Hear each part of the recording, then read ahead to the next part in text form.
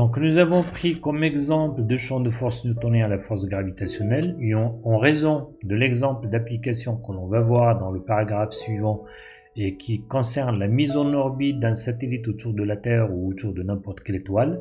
Donc on va appeler une trajectoire une orbite. Donc une orbite, ce n'est autre que la trajectoire. Et dans ce paragraphe, on va étudier la nature des orbites en fonction des conditions initiales. Les conditions initiales étant données, quelle sera la nature de l'orbite? Est-ce que c'est un cercle, une ellipse, une parabole ou une hyperbole?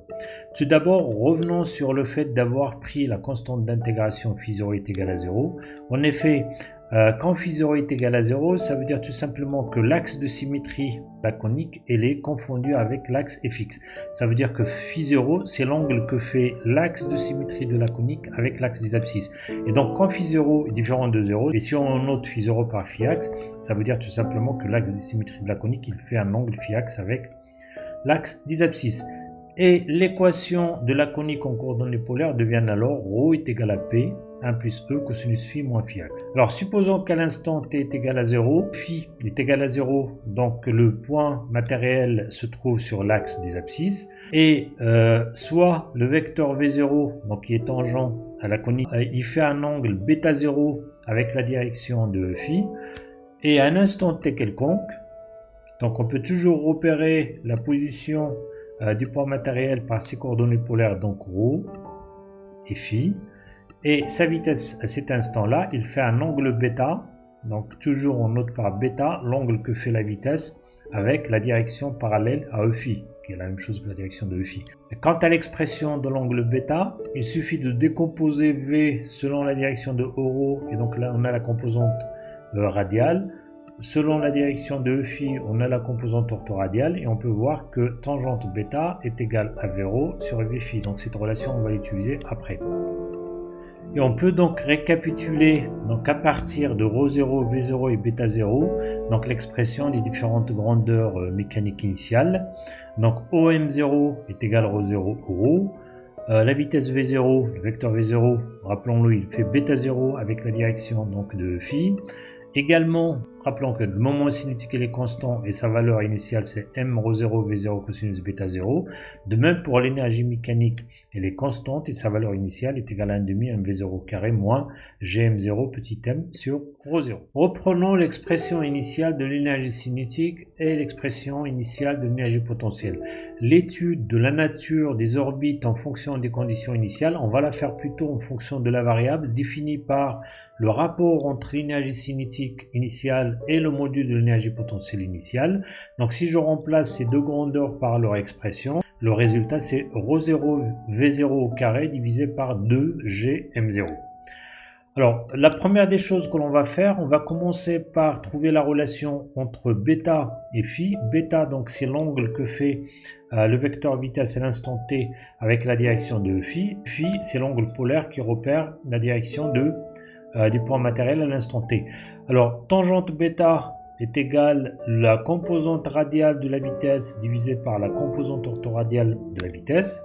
Donc sachant que la composante radiale c'est ρ point et la composante orthoradiale c'est ρ phi point. Donc ça me donne le module de ρ point sur ρ phi point. Donc on simplifie par dt et le résultat c'est 1 sur ρ, donc dρ sur dφ. 1 sur ρ ça donne cette expression là. dρ sur dφ je dérive ρ par rapport à phi et ça me donne cette expression là. Je simplifie par p, je simplifie par 1 plus e cosinus de phi moins phi axe et le résultat final c'est e module de sinus de phi moins phi axe divisé par module de 1 plus e cosinus de phi moins phi axe. Si phi axe est égal à 0, ça veut dire si l'axe de symétrie de la conique coïncide avec l'axe des abscisses fx. Alors dans ce cas-là, donc on met phi axe est égal à 0, phi axe est égal à 0 et tangente bêta prend la forme de l'expression suivante. La prochaine relation que l'on va déterminer c'est celle entre le phi axe et bêta 0, donc phi axe c'est l'angle d'inclinaison de l'axe de symétrie de la conique avec l'axe des abscisses et bêta 0 c'est l'angle d'inclinaison du vecteur vitesse initiale avec la direction de phi. Alors ρ est égal à ρ0 quand phi est égal à 0, ce qui me donne ρ0 est égal à p sur 1 plus e cosinus de moins phi axe. Cosinus est une fonction paire, donc cosinus de moins phi axe est égal à cosinus de phi axe, ce qui me permet d'écrire que e cosinus de phi axe est égal à p sur ρ0 moins 1. De même, nous avons établi que tangente bêta est égale à cette expression-là en fonction de phi axe. Or, à l'instant initial, phi est égal à 0 et bêta est égal à bêta 0. Donc je remplace ici phi par 0 et bêta par bêta 0. Donc ça me donne tangente bêta 0 est égal à E module de sinus de moins phi axe module de 1 plus E cosinus de moins phi axe. Alors 1 sur 1 plus E cosinus de moins phi axe est égal à ρ0 sur P. Donc ça me donne tangente bêta 0 est égal à E ρ0 sur P module de sinus de phi axe, ce qui me donne E sinus de phi axe est égal à P sur ρ0 tangente bêta 0. Donc on divise cette équation-là par celle-ci, en divisant également le numérateur et le dénominateur par P sur ρ0. Donc ça me donne tangente phi axe est égal à tangente bêta 0 sur 1 moins ρ0 sur P, sachant que P est égal à C carré sur Gm0, donc ρ0 sur P est égal à ρ0 Gm0 sur C carré. De même, C est égal à ρ0 V0 cosinus bêta 0. Donc ça donne ρ0 sur P est égal à cette expression-là. Je simplifie par ρ0 et ça me donne finalement Gm0 sur ρ0 V0 carré cosinus carré bêta 0 que je vais mettre ici. Et ça me donne tangente phi axe est égal à tangente bêta 0 1 moins Gm0 sur ρ0 V0 carré cosinus carré bêta 0. Je mets en même dénominateur. Ça me donne donc ρ0 V0 carré cosinus carré bêta 0 moins Gm0 et là ça va vers le haut et ça devient ρ0 V0 carré cosinus carré bêta 0 tangente bêta 0. Alors cosinus carré tangente bêta 0 fois sinus bêta 0 sur cosinus bêta 0, je simplifie par cosinus bêta 0 et ça me laisse sinus bêta 0 cosinus bêta 0 ici. De même, sinus bêta 0 cosinus bêta 0 c'est 1,5 sinus 2 bêta 0 et je divise par ρ0 V0 carré, donc je simplifie ici et je divise là, donc ça me donne cosinus carré bêta 0 moins Gm0 sur ρ0 V0 carré. Ce qui permet de donner la relation donc finale en se rappelant, alors le 1,5, donc j'aurai ici 2 cosinus carré bêta 0, donc 2 cosinus carré bêta 0, et 2 Gm0 sur ρ0 V0 carré n'est autre que 1 sur xi. Xi, c'est la variable donc, qui est définie par le rapport entre l'énergie cinétique initiale et l'énergie potentielle initiale. Alors, une remarque très importante, si bêta 0 est égal à 0, donc sinus de 0 est égal à 0, et ça donne tangente phi axe est égal à 0, et ça implique donc que phi axe est égal à 0. Ça veut dire que si la direction de V0 est celle de E phi, phi axe est égal à 0, l'axe de symétrie de la conique devient identique à l'axe des abscisses fx. Et ça, c'est une propriété très importante. On peut l'inverser. Alors, l'axe de symétrie de la conique est confondu avec l'axe des abscisses fx. Donc, si la vitesse initiale V0 est perpendiculaire au vecteur position fm0. Donc, fm0, c'est ce vecteur-là. Donc, si la vitesse V0 lui est perpendiculaire, ça veut dire que la conique, son axe de symétrie, il va être le même que l'axe des abscisses. Nous allons maintenant exprimer les paramètres de la conique PEE en fonction de la variable xi. Donc, pour ce qui est du paramètre P, nous avons déjà établi toutes ces expressions-là jusqu'à ce que P est égal à ρ0 carré, V0 carré, cosinus carré, bêta 0 sur Gm0. Comme xi est égal à cette expression-là, donc on peut écrire que P est égal à 2 xi ρ0 cosinus carré, bêta 0. De même, pour l'excentricité, on l'a exprimé en fonction de l'énergie mécanique initiale et nous avons obtenu E carré est égal à 1 plus 2P fois l'énergie mécanique initiale divisé par Gm0 petit m. L'énergie mécanique, c'est cette expression-là. Donc en fait, on peut mettre ça, c'est l'énergie cinétique, et Gm0 petit m sur ρ0, c'est le module de E0P. Donc nous avons moins le module de E0P. Je divise par le module de E0P, donc ça me donne ici xi, la moins 1. Ensuite, je remplace le module de E0P par Gm0 petit m sur ρ0, P par son expression, et ça me donne donc cette expression-là. Je simplifie par ρ0, je simplifie par Gm0 petit m, Gm0 petit m, et l'expression finale de E carré, donc c'est 1 plus 4 xi, facteur de xi moins 1, cosinus carré, bêta 0.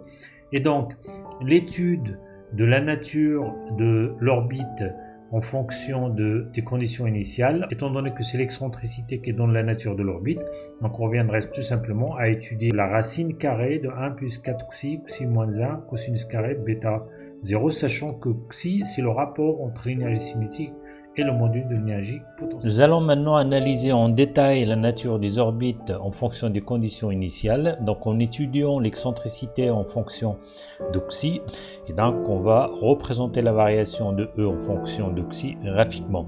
Alors je rappelle que l'expression de l'excentricité est donnée, que l'on a établie juste auparavant, est donnée par l'expression suivante. Et on va étudier la variation de E en fonction de xi en prenant donc bêta 0 comme paramètre. Alors les deux valeurs extrêmes de cosinus carré bêta 0, c'est cosinus carré bêta 0 est égal à 1, donc pour bêta 0 est égal à 0, et cosinus carré bêta 0 est égal à 0 pour bêta 0 est égal à pi sur 2. Alors prenons la première, bêta 0 est égal à 0, ça veut dire quoi physiquement? Ça veut dire tout simplement que le vecteur vitesse initiale il est collinaire avec le vecteur E phi. Ça veut dire que V0 elle est perpendiculaire au vecteur position initiale Fm0. Alors dans ce cas-là, l'excentricité se réduit à cette expression-là que l'on peut factoriser comme suit, et qui est égal au module de 2xi-1. Et donc si 2xi-1 est supérieur à 0, ça implique que xi est supérieur à 1,5. Donc l'excentricité est égale à 2xi-1. Donc on voit bien que c'est une droite de pente positive est égale à 2 et qui s'annule au point que xi est égal à 1,5. Par contre, si 2xi-1 est négative, ça veut dire que xi est inférieur à 1,5, donc le module de ça est égal à moins de xi plus 1. Donc pour xi comprise entre 0 et 1,5, donc la représentation de l'excentricité est une droite de pente négative qui est égale à moins 2, et toujours la droite donc elle coupe l'axe des abscisses, il s'annule au point que xi est égal à 1,5. Donc on peut représenter cela par les deux droites donc entre 0 et 1,5, pente négative et ça coupe l'axe des abscisses au point que xi est égal à 1,5, et pour xi supérieur ou égal à 1,5, donc pente positive est égale à 2 et toujours ça coupe donc l'axe des abscisses au même point. Alors maintenant pour bêta 0 est égal à pi sur 2, cela revient à dire tout simplement que le vecteur V0 est perpendiculaire à E phi et par conséquent il est collinaire à euro, et donc si la direction de la vitesse initiale est parallèle au vecteur position initiale Fm0, l'expression de l'excentricité, puisque nous avons 0 ici, donc là ça s'annule, donc ça laisse E est égal à 1, qui est représenté donc par donc la droite bleue, et on voit bien que l'excentricité est égale à 1, quelle que soit la valeur de xi. Or, excentricité est égale à 1, ça veut dire que la nature de la conique est une parabole. Alors maintenant, on va prendre des valeurs intermédiaires entre 0 et pi sur 2 et on va regarder une animation, donc l'évolution de l'excentricité en fonction de xi pour des valeurs intermédiaires entre 0 et pi sur 2. Donc pour pi, bêta 0 est égal à pi sur 3, donc ça donne la courbe verte. Pour bêta 0 donc est égal à pi sur 4, ça donne la courbe noire. En fait, au fur et à mesure que bêta 0 tend vers pi sur 2, les courbes ils vont tendre vers la courbe bleue. Par contre, quand bêta 0 donc tend vers 0, donc les courbes ils vont tendre vers la courbe rouge. Quelle que soit la valeur de bêta 0, les courbes ils vont être comprises entre la courbe rouge et la courbe bleue. Et ça va nous permettre de déterminer la nature donc de la conique, quelle que soit la valeur de bêta 0 et quelle que soit la valeur de xi. Prenons xi est égal à 0, donc ça implique que E0c est égal à 0, V0 est égal à 0, donc en fait le point matériel initialement il est au repos, ça ne nous intéresse pas. Alors si xi est compris entre 0 et 1, donc xi il est compris entre 0 et 1, alors quel que soit bêta 0, quand xi est compris entre 0 et 1, on voit bien que l'excentricité elle est comprise entre 0 et 1. Donc ça implique que l'excentricité est comprise entre 0 et 1. Or, excentricité donc égale à 0 ou inférieure à 1, donc ça implique tout simplement que la conique c'est soit un cercle, soit une ellipse. Et si inférieur à 1, ça implique que l'énergie cinétique est inférieure à l'énergie potentielle. Si on donne une vitesse initiale donc au point matériel tel que son énergie cinétique est inférieure à l'énergie potentielle, donc on va obtenir comme orbite soit un cercle, soit donc une ellipse. On ne peut pas avoir ni parabole ni hyperbole. Alors pour xi est égal à 1, c'est cet axe-là, on voit bien que quelle que soit la valeur de bêta 0, nous avons toujours l'excentricité est égale à 1. Ça veut dire qu'on a une parabole, quelle que soit cette fois-ci bêta 0. Alors xi est égal à 1, ça veut dire que l'énergie cinétique est égale à l'énergie potentielle. Donc si initialement la vitesse que l'on communique au point matériel lui confère une énergie cinétique qui est égale à l'énergie potentielle, alors le point matériel ne peut se déplacer que sur une conique parabolique, ni cercle, ni ellipse, ni hyperbole. Si xi est supérieur à 1, ça veut dire je suis dans cet intervalle-là. Alors, vous voyez bien qu'ici, quelle que soit la valeur de bêta 0, l'excentricité elle est toujours supérieure à 1. Et par conséquent, dans ce cas-là, nous aurons une hyperbole quelle que soit bêta 0. Et xi est supérieur à 1, ça implique tout simplement que l'énergie cinétique initiale est supérieure à l'énergie potentielle initiale. Si on donne une vitesse initiale au point matériel telle que son énergie cinétique est supérieure strictement au module de l'énergie potentielle, dans ce cas-là, la seule trajectoire possible, la seule orbite possible, c'est une orbite hyperbolique. Notez bien également que quel que soit bêta 0, la variation de l'excentricité en fonction de xi présente un minimum pour xi est égal à 1,5. Donc le minimum il se trouve toujours donc sur cet axe-là. De même, on peut constater que E est égal à 0. Le seul cas où l'excentricité est égale à 0, c'est ce cas-là. On a E est égal à 0, et ce cas-là, on ne l'obtient que si bêta 0 est égal à 0. Et par conséquent, la seule fois où l'on a une orbite circulaire, c'est lorsque bêta 0 est égal donc à 0. Et par conséquent, la seule fois où l'on peut avoir une orbite circulaire, c'est lorsque la vitesse initiale est collinaire avec E phi. Ça veut dire la vitesse initiale, elle est perpendiculaire au vecteur position initiale Fm0. Donc ça, c'est aussi une propriété intéressante qu'il faudrait retenir. Donc et on voit bien que cette courbe-là permet d'analyser dans le cas général, quel que soit bêta 0 et quel que soit le rapport entre l'énergie cinétique et l'énergie potentielle, la nature de l'orbite. Donc retenez-le, réétudiez-le, comprenez-le et retenez-le. Nous allons maintenant voir un exercice d'application et qui consiste en la mise en orbite d'un satellite autour de la Terre et on voudrait bien que l'orbite soit circulaire.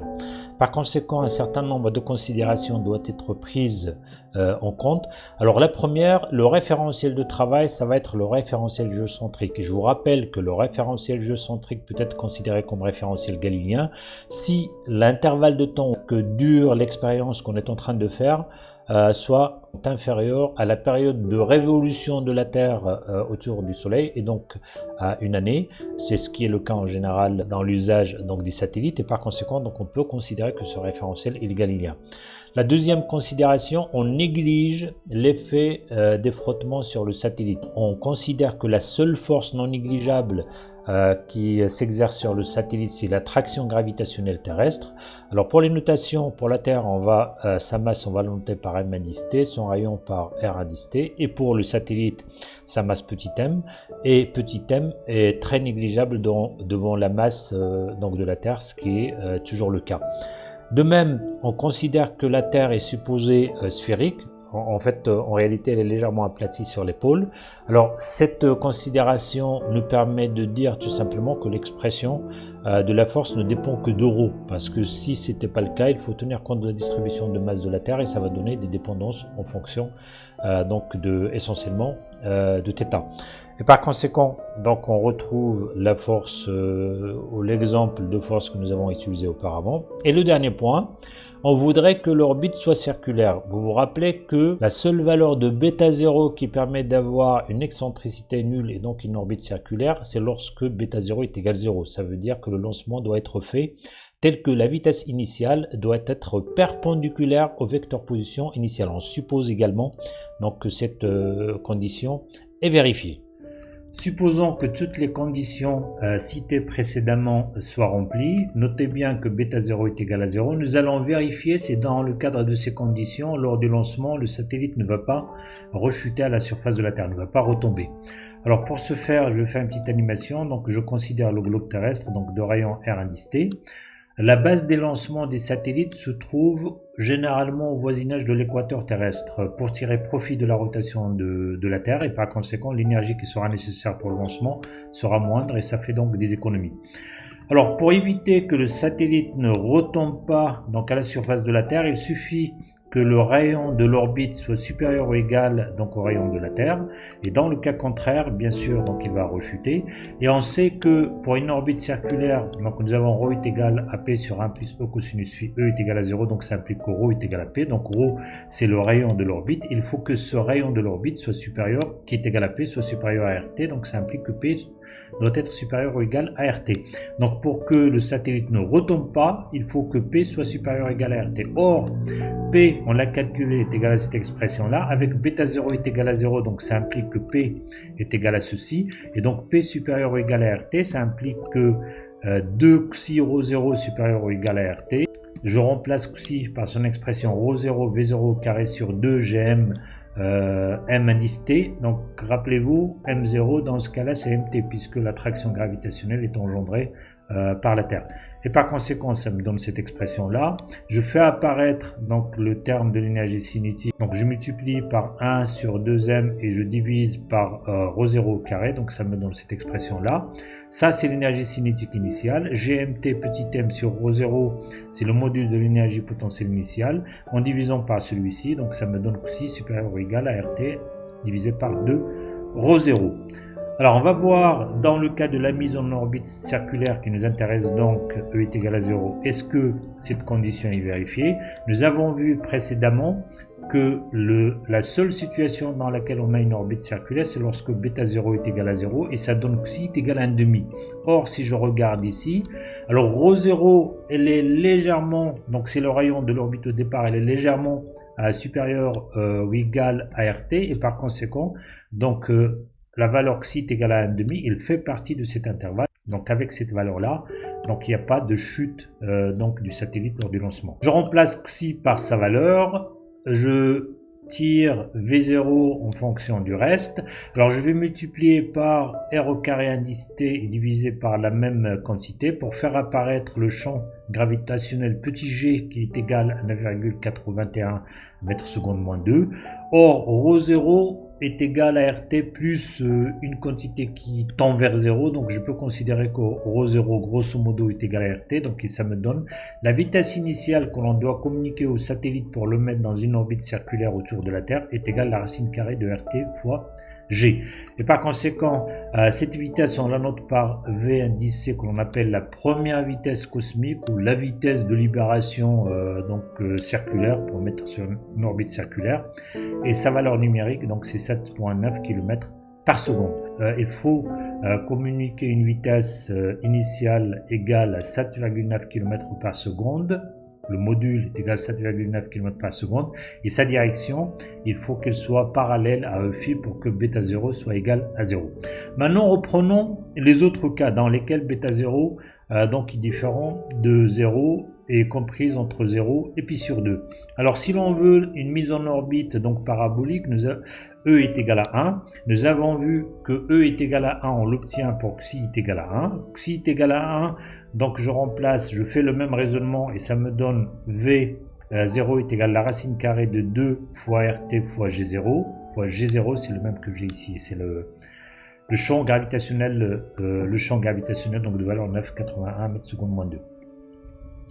Et par conséquent, donc sa valeur, c'est racine de 2 fois la première vitesse cosmique, donc est égale à 11,2 km par seconde.